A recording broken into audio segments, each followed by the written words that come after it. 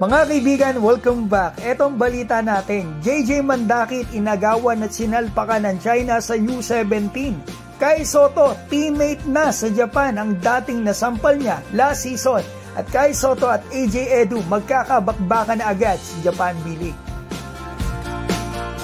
Simulan po natin dito kay JJ Mandakit, ang purong Pinoy na pinanganak sa Hawaii na naglalaro po ngayon sa Team USA para dito sa U17 World Cup.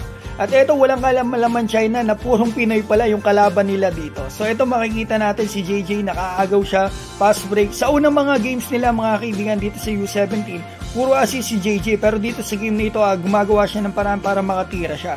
So makikita pa natin dito yung agaw ni JJ. Ito, ang ganda ng agaw niya rito sa half court, sabay sinalpak. 6'2" po yung listed height niya sa ESPN mga kaibigan. At biglang umarangkada mga kaibigan sa ranking sa ESPN Top 100 ang player na ito. Kasi si JJ noong nakaraang mga buwan bago siya maglaro dito sa Team USA, rank po siya 59 sa ESPN 60. Nag-update na ang ESPN, rank 48 na po si JJ sa ESPN 100 class of 2025. Ang laki ng tinaas niya mga kaibigan. So ito, another 3-point shots mula kay JJ. Makikita natin back-to-back 3. So yan, 16 minutes, 13 points, 70% sa field with 3 steals. Kaibigan, napakalaki ng lamang nila. Ito po ay record-breaking sa FIBA, 3 record. Highest scoring points, at the same time, highest assist at steals. So ngayon, punta na tayo dito. Kumpleto na po ang mga imports ng bagong team ni Kai na Koshigaya Alphas. Andito si LJ Peak na shooting guard small forward, Tim Suarez na 6'11" center, at syempre andito si Kai Sotto na Asian import nila na tallest center sa Japan.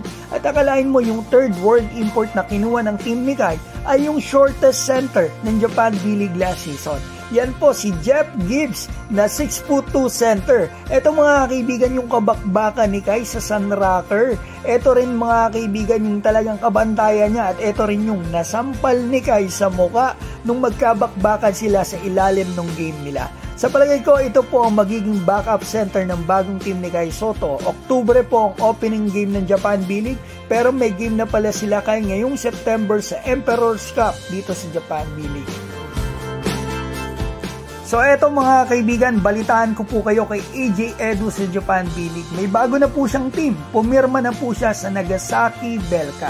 Kaibigan, kung hindi po nagkalaban ang magkaibigan last season sa Japan B-League si Kai at AJ, ay ngayong season mga kaibigan, magkakalaban po agad sila. Kasi kalaban po ni Kai, 7th game po nila, pang 7th game nila Kai, ay eto nga yung Nagasaki Belka. Kaya maganda po talaga yan.